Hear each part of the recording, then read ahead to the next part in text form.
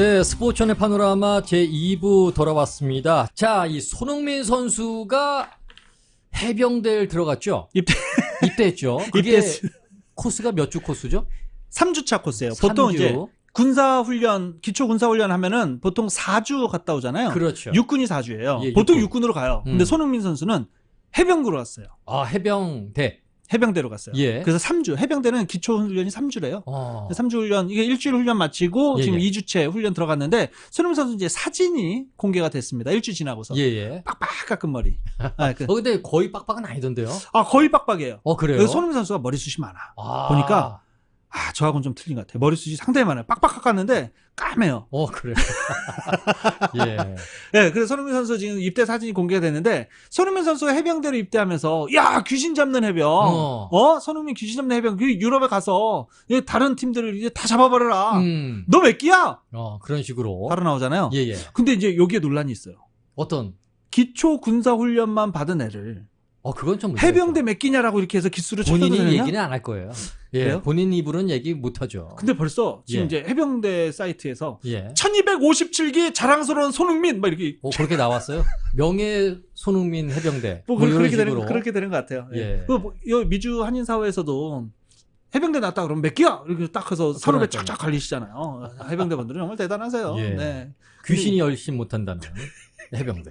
귀신 잡는 해병대. 자, 손흥민 선수의 그런 프로필이 잠깐 떴어요. 잠깐 그렇죠? 떴습니다. 네. 자, 이런 가운데 NBA 지금 이 업데이트 뉴스가 있죠? 네, 저희가 NBA 소식 이제 다 전해드렸는데 지금 이제 업데이트 뉴스는 저희가 NBA 재개하려면 최소 한 달 정도 선수들한테 시간을 줘야 된다라고 소식 전해드렸잖아요. 네. NBA 사무국이 이를 좀 인정하는 것 같고 서서히 재개하려는 노력을 보이는 것 같아요. 다음 주부터. 그러니까 이틀 뒤부터 팀 훈련장을 개장하겠다라고 발표를 했어요. 그런 식으로. 방금 전에. 예, 방금 전에. 네, 지금 막 이제 NBA가 다음 주부터 팀 훈련장을 재개장하겠다라고 했으니까 이제 선수들을 몰려서 훈련을 하겠죠. 이제 4월 27일 정도 되겠네요. 네, 그러니까 아마 5월 말 정도면은 NBA를 재개하지 않을까. 5월 말 정도. 네. 근데 5월 말 되기 전에 이제 시범 경기도 좀 살짝 하고 선수를 맞춘다 그러잖아요. 예. 그런 것들 연습 경기 한두 번 하지 않을까 이렇게 기대를 좀 해 봅니다. 근데 사실 지금 뉴스를 통해서 나오지만은 5월 15일 5월 18일. 네. 그 뉴스홈 주지사가 이제 5월 15일 날 먼저 했지만은 한 5월 18일 정도에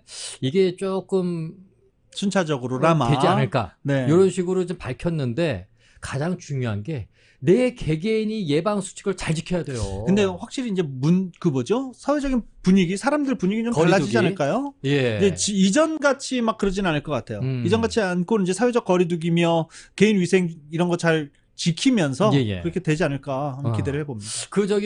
사실 마스크를 쓰고 다녀야 되는데 아직까지도 많이 쓰고 다니시지만 아직까지도 마스크를 안 쓰시는 분들이 계세요. 그게 이유 중에 하나가 답답하거든요. 답답하죠. 네. 답답한데. 그래서 코만 이렇게 해서 입만 가리시는 분들도 있고, 커피를 마시면서 턱에다가 막 이렇게 하시는 분, 귀가 아파서 이런 얘기도 있는데. 맞아요. 이런 거 조금. 마스크가 좀 작아, 막 이런 식으로 되는데. 신경 쓰셔야 돼요. 이게. 나를 위해서도 있지만 남을 위해서라도 마스크 착용 하시는 거 되게 중요하다고 예를 생각합니다. 들어서 여러분들의 그 아드님 따님들이 마스크 쓰고 밖에 나갔는데 마스크가 안 쓰신 분이 앞에서 기침해봐요. 그게 문제예요. 그분이 확진자 아니다 이걸 떠나가지고 맞아요. 그러니까 이제 지금은 찝찝한 상황이에요. 네. 그렇습니다. 네. 이 운동을 좀 꾸준히 하시고. 면역력을 올리시면은 이렇게 숨 쉬는 거 조금 이런 것도 좀 잘 맞습니다. 나가지 않을까. 내가 마스크를 썼는데 숨쉬기가 너무 곤란하다. 내가 운동 부족이었구나. 그렇게 생각하시는 게 좋을 것 같아요. 네. 자, 저희가 메이저리그 프로야구 얘기를 좀 해야 될 것 같은데. 네네네.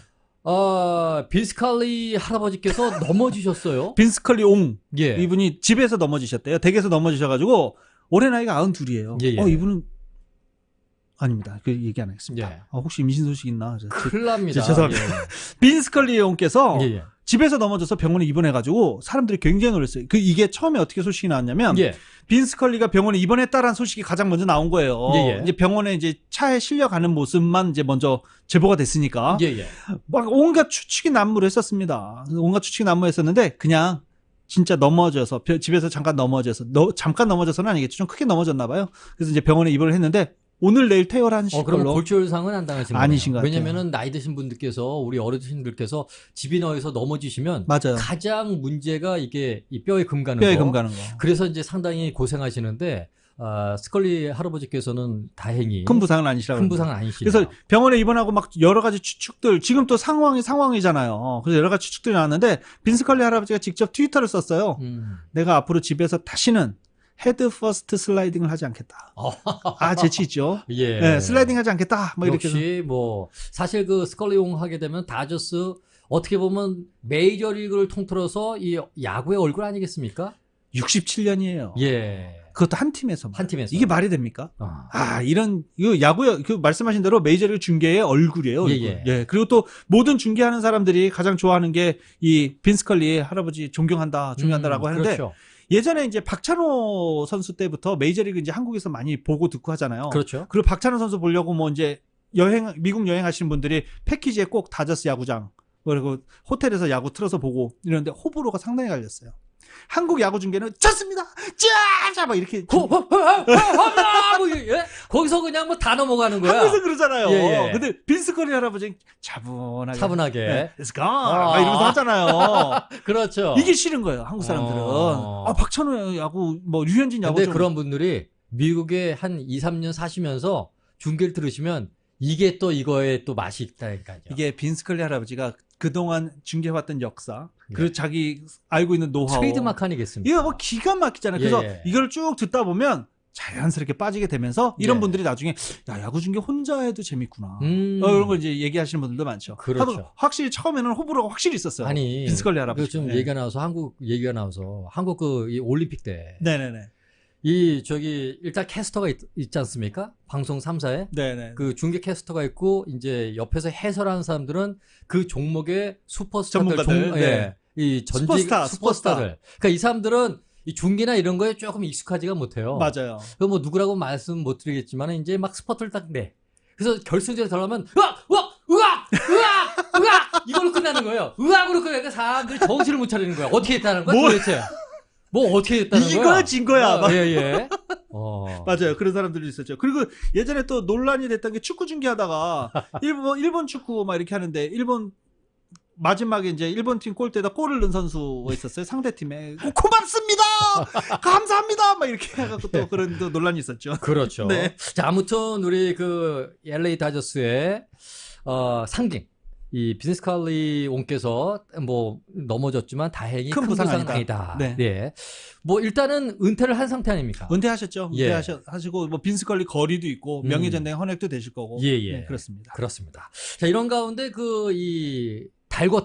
정말 뜨겁게 달궜던 사인 훔치기. 이게 이제 보스턴 레드소스의 그 징계가 나왔죠? 징계 나왔습니다. 근데 상당히 솜방망이다. 이런 평이 있던데요. 자, 이게 일단 보스턴 레드삭스의 사인 훔치기 조사 결과가 발표됐는데 메이저리그 사무국이 딱 사람들 모아놓고 지금 이제 기자회견이 안 되잖아요. 이제 영상으로 이렇게 하면서 사인 훔치기 조사 결과를 발표하겠습니다. 네.